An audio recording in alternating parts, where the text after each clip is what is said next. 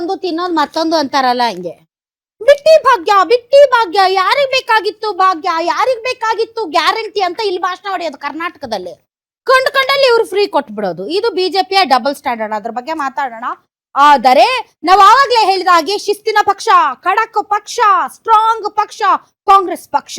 ಈಗ ಹೈಕಮಾಂಡ್ ಕೂಡ full strong ಆಗಿದೆ. ಯಾಕೆ ಅಂತಂದ್ರೆ ದಾವಣಗೆರೆ ಬೈ ಎಲೆಕ್ಷನ್ ಆದ್ಮೇಲೆ ಒಬ್ಬೊಬ್ಬರನ್ನ ಕಿತ್ ಬಿಸಾಕ್ತಾ ಇದೆ.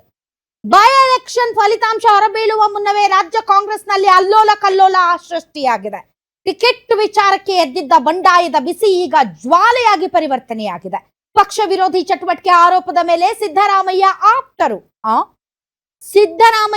ಆಪ್ತರು ಅಲ್ಪಸಂಖ್ಯಾತ ವಿಕೆಟ್ಗಳು ಒಂದೊಂದಾಗೇ ಬೀಳ್ತಾ ಇವೆ.